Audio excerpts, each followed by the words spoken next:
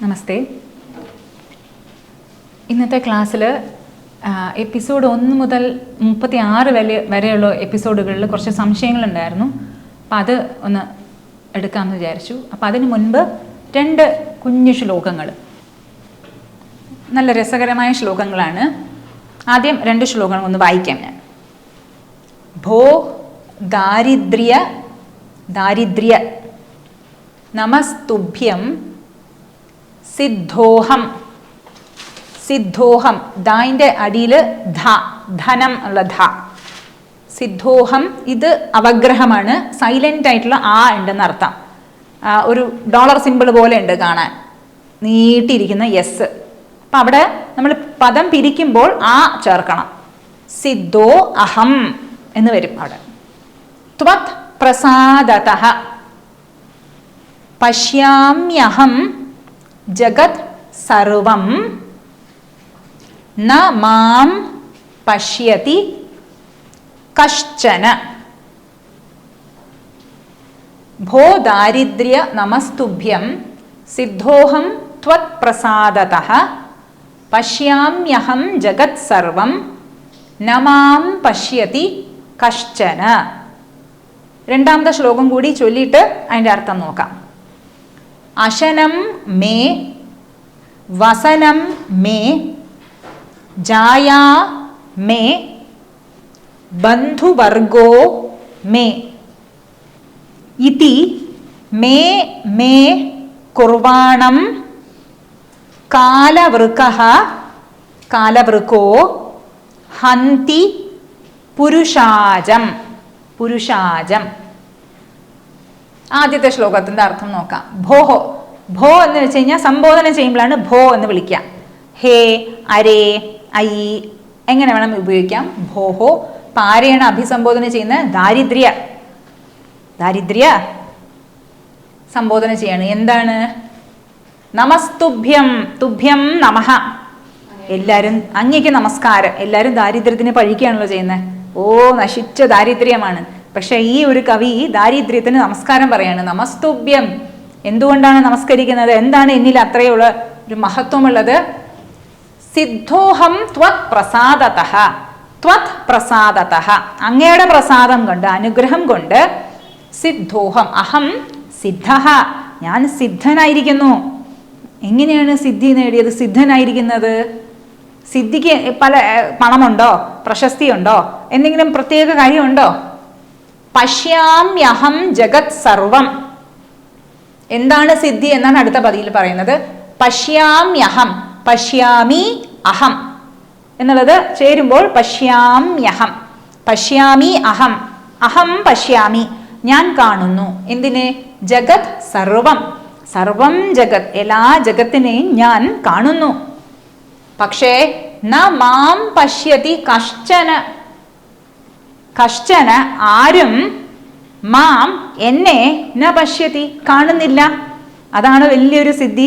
ഞാൻ എല്ലാവരെയും കാണുന്നു, പക്ഷെ ആരും എന്നെ കാണുന്നില്ല. അതുകൊണ്ട് ഞാൻ സിദ്ധനായി, അങ്ങേക്ക് നമസ്കാരം. അങ്ങനെയാണല്ലോ. എന്തുകൊണ്ട് ആരും എന്നെ കാണുന്നില്ല? ദാരിദ്ര്യം, അതുകൊണ്ട് ആരും എന്നെ കാണുന്നില്ല. ഇനി വേറൊരു ശ്ലോകം. അശനം മേ വസനം മേ ജായാ മേ ബന്ധുവർഗോ മേ ഇതി മേ മേ കുർവാണം കാലവൃക്കോ ഹന്തി പുരുഷാജം. അശനം മേ, മേ എന്ന് വെച്ചാൽ എൻ്റെ, എനിക്ക്. എന്താണ് അശനം? ഭക്ഷണം, ഭോജനം. വസനം മേ, വസനം വസ്ത്രം അല്ലെങ്കിൽ വാസസ്ഥാനം. വസനം വസ്ത്രം എനിക്ക്. ജായാ മേ, ജായ പത്നി, പത്നി എൻ്റേത്, എനിക്ക്. ബന്ധുവർഗ മേ, ബന്ധുവർഗങ്ങൾ എനിക്ക്. മേ മേ മേ ഇതി ഇപ്രകാരം മേ മേ കുർവാണം. നമ്മൾ മേ മേ ആര് പറയും? ആടല്ലേ? മേ മേ കുർവാണം ആട്. അതാണ് പുരുഷാജം, പുരുഷ രൂപത്തിലിരിക്കുന്ന ആട്. പുരുഷാജം. അജം എന്ന് വെച്ച് കഴിഞ്ഞാൽ ആടാണല്ലോ. ആടിനെ അജം നമ്മൾ കണ്ടുല്ലോ, രാമഃ രാമം. അപ്പൊ പുരുഷ അജം, പുരുഷ ആടിനെ കുർവാണം ഇങ്ങനെ ചെയ്യുന്ന, എന്ത് ചെയ്യുന്നു? മേ മേ എന്ന് ചെയ്യുന്ന ആ പുരുഷ ആടിനെ കാലവൃക്കഃ ഹന്തി, ഹന്തി കൊല്ലുന്നു. ആര്? കാലവൃക്കഃ. വൃകഹ, വൃക്കോദരൻ എന്ന് പറയുമല്ലോ നമ്മൾ ഭീമനെ. വൃക്കൻ കുറുക്കന്റെ പോലെ, നരിയുടെ പോലെയുള്ള വയറുള്ളവനാണ് ഭീമൻ. നരിക്ക് വയറിങ്ങനെ ഒട്ടിയാണല്ലോ ഇരിക്കുന്നത്, പക്ഷെ നന്നായിട്ട് ഭക്ഷിക്കും തോന്നുന്നു അല്ലെ, എന്നിട്ടും വയർ ഒട്ടിയിരിക്കും. അതുപോലെ കാലമാകുന്ന നരി കുറുക്കൻ പുരുഷ അജത്തിനെ കഴിക്കുന്നു, ഭക്ഷിക്കുന്നു. നമ്മൾ എത്ര മേമേമേ പറഞ്ഞിരുന്നാലും എല്ലാത്തിനെയും കൊണ്ടുപോകുന്നു കാലം. കാലം ആരെയും വിട്ടുവെക്കുന്നില്ല. ഇനി നമുക്ക് സംശയങ്ങളിലേക്ക് വരാം. ഇതാണ് സംശയങ്ങൾ.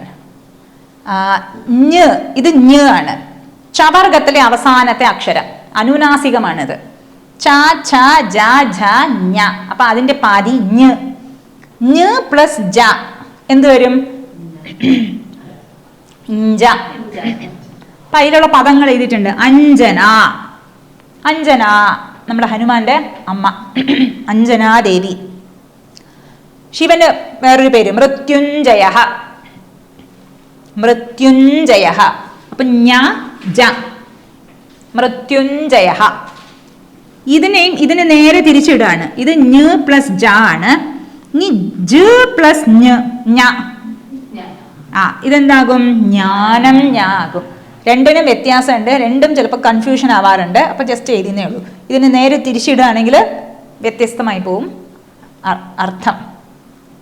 അതേപോലെ രണ്ട് സംയുക്ത അക്ഷരങ്ങൾ, കൺഫ്യൂഷൻ വരുന്ന സംയുക്ത അക്ഷരങ്ങളാണ് ക്രാവും ക്രൂവും.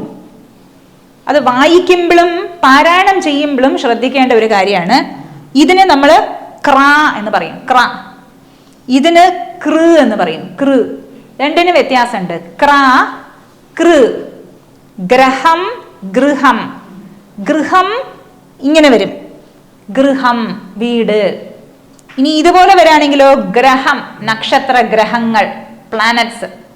ഒരു രണ്ടിനും വ്യത്യാസമുണ്ട്. എന്താണ് വ്യത്യാസം? ക്ര എന്ന് പറയുമ്പോൾ കീടെ പാതിയും രാവും കൂടി ചേർന്നിട്ടാണ് ക്ര. കീടെ പാതിയും രാവും. ആ രാ ആണ് കായിന്റെ അടിയിലെങ്കിൽ നമ്മൾ വരയിട്ടിരിക്കുന്നത്. അപ്പൊ അതിലുള്ള പദങ്ങൾ എന്താണ്? ഉദാഹരണം ക്രമഹ, ക്രമം. അഗ്രേ പശ്യാമി നമ്മൾ നാരായണത്തിൽ കാണുമല്ലോ. അപ്പൊ അവിടെയും ഗ്ര നോക്കൂ, ഗ പ്ലസ് ര ആണ് ഗ്ര. അത് എ കൂടി ചേരുന്നു, അപ്പൊ ഗ്രേ, അഗ്രേ. അതുപോലെ കൃന് ഉദാഹരണം ക് പ്ലസ് ഋ ആണ് കൃ. ഉച്ചാരണവും കൃ, ക്ര അല്ല കൃ. ക് പ്ലസ് ഋ. ഉദാഹരണം കൃഷ്ണ. അപ്പൊ ഇത് രണ്ടും ശ്രദ്ധിക്കാം. ഇനി വരുന്ന കൺഫ്യൂഷൻ അല്ല, അത് എഴുതുമ്പോൾ ശ്രദ്ധിക്കേണ്ട കാര്യം ഹായിന്റെ കൂടെ വരുന്ന പദങ്ങൾ. ഹായിന്റെ കൂടെ പദങ്ങൾ വരുമ്പോൾ എങ്ങനെ എഴുതും? ഇത്തിരി ബുദ്ധിമുട്ടാണല്ലോ. അപ്പോൾ രണ്ട് ഉദാഹരണം മാത്രം എടുത്തിട്ടുണ്ട്.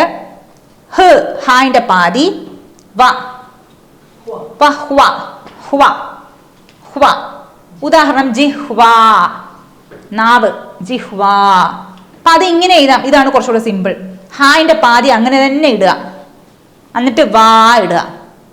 അല്ലെങ്കിൽ ഹായിന്റെ ഉള്ളില് നമ്മൾ അതിന് ഉദാഹരണവും കണ്ടായിരുന്നു ഈ പദം അക്ഷരം പഠിക്കുമ്പോൾ. ഈ കങ്കാരു കുഞ്ഞിനെ ഇങ്ങനെ വയറിലിങ്ങനെ വെച്ചുകൊണ്ട് നടക്കുമല്ലോ, അതേപോലെ ഹായിന്റെ ഉള്ളിൽ എഴുതുക. ഹായിന്റെ ഉള്ളില് വാ, അതാ കുഞ്ഞായിട്ട് എഴുതിയിരിക്കുന്നു. ഒന്നുകൂടി എഴുതി കാണിക്കാം. ഹായിന്റെ ഉള്ളില് വാ. ഹാ ഇങ്ങനെ എഴുതിയിട്ട് ഹാ ഇവിടെ എവിടെ അവസാനിക്കുന്നു അവിടെ ഇങ്ങനെ വാ ഇങ്ങനെ ഇടുക. ജിഹ്വാ. അതേപോലെ ബ്രഹ്മ, ബ്രാ കഴിഞ്ഞിട്ട് ഹായിന്റെ പാതി ഇങ്ങനെ ഇട്ടിട്ട് മാ ഇടാം. അല്ലെങ്കിൽ ഇവിടെ എഴുതിയിരിക്കുന്ന പദം ബ്രഹ്മ, ഈ ഹ്മ ഹാ ഇങ്ങനെ എഴുതിയിട്ട് ഹാ ഇവിടെ നിന്ന് അവസാനിക്കുന്ന അവിടെ മായിന്റെ പാതി ഇങ്ങനെ എഴുതുക. ബ്രഹ്മ, ബ്രഹ്മ. ഇനി ബ്രഹ്മഹ എന്നുള്ള പദം തെറ്റാണ്. അപ്പൊ നമ്മൾ ബ്രഹ്മ എന്ന പദം ബ്രഹ്മ എന്ന് തന്നെ എഴുതണം. അതിന് ഒരു വിസർഗമില്ല, അകാരാന്ത പുല്ലിംഗ ശബ്ദം പോലെ വിസർഗമില്ല. അപ്പൊ അത് ശ്രദ്ധിക്കാം. ഈ ഹാ വെച്ചുകൊണ്ടുള്ള വേറൊരു പദം കൂടി ചെയ്തിട്ടുണ്ട്, വഹ്നിഹി. വഹ്നിഹി ഹ് പ്ലസ് ന. അതും ഇങ്ങനെ എഴുതാം. അല്ലെങ്കിൽ ഇവിടെ ആ ഹായിന്റെ ഉള്ളിൽ വാ എഴുതിയതുപോലെ ഹാ എഴുതിയിട്ട് ആ ഹായിന്റെ ഉള്ളിൽ ന ഇടാം. വഹ്നിഹി, വഹ്നിഹി. ഇനി ഞാൻ ഏതോ ഒരു ക്ലാസ്സിൽ ഒരു ചെറിയൊരു മിസ്റ്റേക്ക് പറ്റിയിട്ടുണ്ടായിരുന്നു. ഹ്രീം എഴുതിയപ്പം ഹായിന്റെ പാതി രാ ഈം. അതിൽ ഈ ദണ്ഡം ഞാൻ അവിടെ കൊടുത്തിട്ടില്ലായിരുന്നു. അപ്പോൾ ആ ദണ്ഡം ഇടുക നമ്മൾ. ഹ്രീം എന്ന് എഴുതുമ്പോൾ ഇങ്ങനെ വേണം എഴുതാൻ. ഞാൻ ഈ ദണ്ഡം കൊടുക്കാതെ ഇങ്ങനെ എഴുതിയിട്ടുണ്ടായിരുന്നു കുത്തിട്ടിട്ട്. പക്ഷെ അതങ്ങനെയല്ല, ഒന്ന് തിരുത്തുക. ഹ്രീം ഇങ്ങനെ, ഹ്രീം. അതേപോലെ വേറൊരു കുഞ്ഞു കാര്യം, ഈ വിസർഗം വരുമ്പോൾ എങ്ങനെയാണ് ഉച്ചരിക്കേണ്ടത്, അതിൽ ഒരു കാര്യം ഞാൻ പറയാൻ വിട്ടുപോയായിരുന്നു. രാമഹ, ആ വരുന്നത് കൊണ്ട് രാമഹ, ആ ആണ് അവസാനം വരുന്നത്, അതുകൊണ്ട് രാമഹ. ശിശുവിൽ ഊ അവസാനിക്കുന്നത് കൊണ്ട് വിസർഗത്തിന് ഊ, ശിശു ഹു. കവി ഈ അവസാനിക്കുന്നതുകൊണ്ട് കവി ഹി. ശിശോ ഓ അവസാനിക്കുന്നതുകൊണ്ട് ശിശോഹോ. പക്ഷെ രാമൈ ഐ വരുവാണെങ്കിൽ രാമൈ ഹൈ അല്ല. നമ്മൾ ഈ കുതിരയെ ഓടിക്കുമ്പോൾ ഹൈ ഹൈ ഹൈ ഹൈ എന്ന് പറഞ്ഞിട്ട് ഓടിക്കുമല്ലോ, അങ്ങനെയല്ല. രാമൈ വരുമ്പോൾ അത് ഈ പോലെ തന്നെ വരും, രാമൈഹി തന്നെ വരും. രാമൈ ഹൈ അല്ല, രാമൈ ഹി തന്നെയാണ്. അത് നോട്ട് ചെയ്യാം. പിന്നെ ഇനി സംസ്കൃതവും ഹിന്ദിയും തമ്മിൽ പലരും പാരായണം ചെയ്യുമ്പോൾ പലപ്പോഴും കൺഫ്യൂഷൻ വരുന്ന കാര്യം ഈ അവസാനിക്കുന്ന പദം. ഇപ്പൊ ഹിന്ദിയിൽ ഈ പദം ഹിന്ദിയിൽ എങ്ങനെയാണ് ഉച്ചരിക്കുക? രാം, രാം എന്നാണ്. പക്ഷെ സംസ്കൃതത്തിലോ രാമ, രാമ അല്ല രാമ, രാമ. അപ്പൊ ഹിന്ദി പഠിക്കുന്ന, ആദ്യം ഹിന്ദി പഠിച്ചിട്ട് സംസ്കൃതം പഠിക്കുമ്പോൾ പാരായണത്തിൽ ചിലപ്പം അവർക്ക് കൺഫ്യൂഷൻ തോന്നാം. അതുകൊണ്ട് അത് ശ്രദ്ധിക്കുക. സംസ്കൃതത്തില് ഈ മാൻ്റെ അടിയിൽ ഈ ചിഹ്നം ഇട്ടാൽ മാത്രമേ അത് രാം ആകുള്ളൂ, അല്ലെങ്കിൽ അതിന് രാമ എന്നാണ് പറയേണ്ടത്. ഉദാഹരണം ചെയ്തിട്ടുണ്ട്, ഭഗവാൻ, ന് താഴെ ഉള്ളതുകൊണ്ട് ഭഗവാൻ. അല്ലെങ്കിലോ ഇതിനെന്ത് പറയും? ഭഗവാന്, ഭഗവാന്. വേറെ കുഞ്ഞ് രണ്ട് കാര്യങ്ങൾ കൂടിയുണ്ട്, അതും കൂടി പറഞ്ഞേക്കാം. സംയുക്ത അക്ഷരങ്ങളിൽ ചില അക്ഷരങ്ങൾ മാത്രം ഒന്ന് ശ്രദ്ധിക്കാം.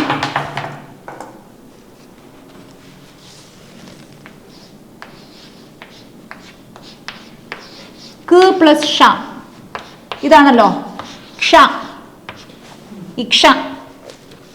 ക പ്ലസ് ഷ ആണ് ഇക്ഷ. അതിൽ ഉദാഹരണം ക്ഷമ, ക്ഷമ.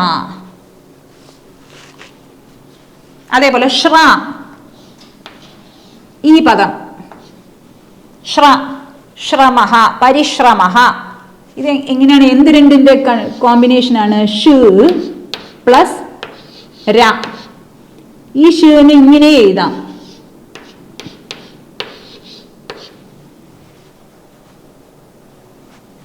ഇനി ഈ ശ്രാന് ഇങ്ങനെ എഴുതാം.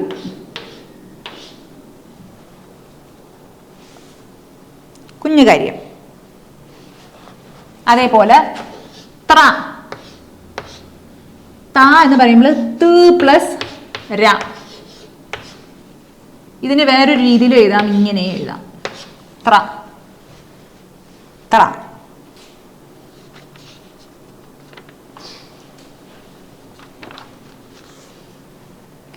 ഇനി വേറെ രണ്ട് മൂന്ന് പദങ്ങള്.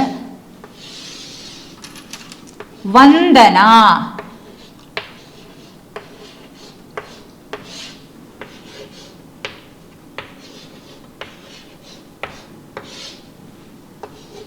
ഗംഗ,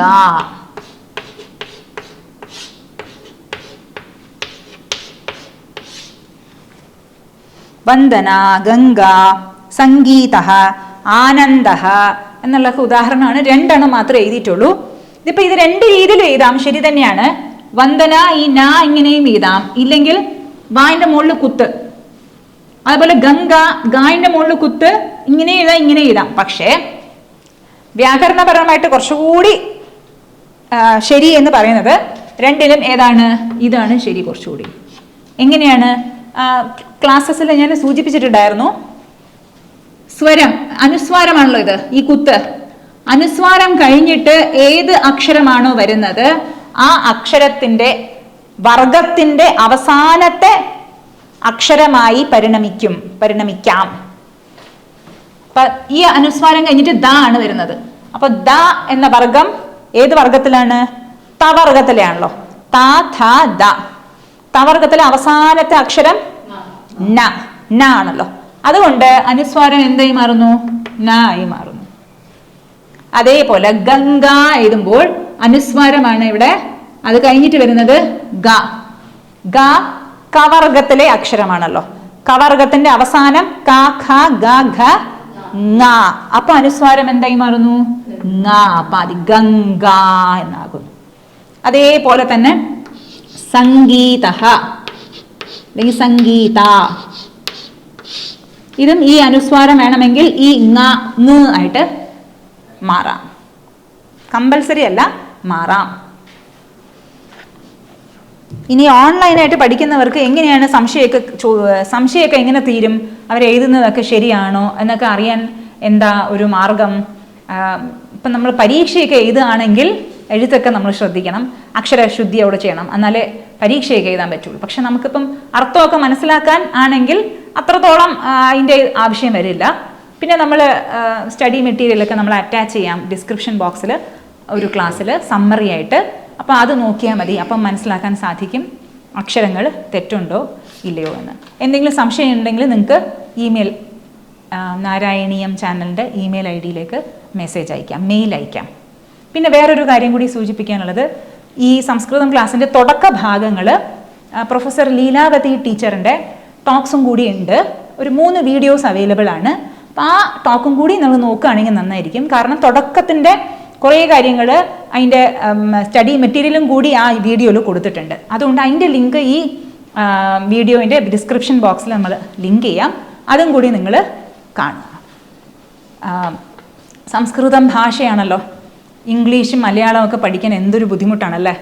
LKG മുതൽ നമ്മൾ തുടങ്ങുന്നു, 1ാം ക്ലാസ് 2ാം ക്ലാസ്, എന്നിട്ട് ഇപ്പോഴും മലയാളം പഠിച്ചുകൊണ്ടിരിക്കുകയാണ്. ഇംഗ്ലീഷും അതേപോലെ. പക്ഷെ സംസ്കൃതം മാത്രം പഠിക്കുമ്പോൾ ചിലർ പറയും, എല്ലാവരും പൊതുവേ തോന്നുന്ന ഒരു ചിന്തയാണ്, എന്ത് ബുദ്ധിമുട്ടാണ് വിഭക്തിയൊക്കെ നോക്കുമ്പോൾ എന്ത് ബുദ്ധിമുട്ടാണ്. പക്ഷെ നമ്മൾ ഓർക്കണം, നമ്മൾ സാധാരണ ഭാഷ പഠിക്കാൻ തന്നെ എന്ത് ബുദ്ധിമുട്ടാണ്. ചെറുതിലേ മുതൽ തുടങ്ങുന്നുവല്ലോ, ഇപ്പോഴും പഠിച്ചുകൊണ്ടിരിക്കുകയാണ്. അപ്പോൾ സംസ്കൃതം അതേപോലെ ഭാഷയാണല്ലോ. അതുകൊണ്ട് പയ്യേ തിന്നാൽ പനയും തിന്നാം. ആ ഒരു ഇതോടുകൂടി നല്ല പേഷ്യൻ്റായിട്ട് ക്ഷമയോടുകൂടി നമ്മൾ എഴുതിയല്ലോ, ക്ഷമയോടുകൂടി നമ്മൾ മെല്ലെ കഴിക്കുകയാണെങ്കിൽ തീർച്ചയായിട്ടും നന്നായിട്ട് പഠിക്കാൻ സാധിക്കും. അപ്പോൾ കുട്ടിയുടെ മനസ്സാണ് വേണ്ടത്. കുട്ടികൾ എപ്പോഴും എന്തിനും തയ്യാറാണല്ലോ. ആ കുട്ടികളെ പഠിക്കാനുള്ള ആ ഒരു ക്ഷമയും ഊർജവും ഒക്കെ ഉണ്ടെങ്കിൽ തീർച്ചയായിട്ടും നമുക്ക് പഠിക്കാൻ സാധിക്കും. നമുക്ക് അടുത്ത ക്ലാസ്സിൽ കാണാം.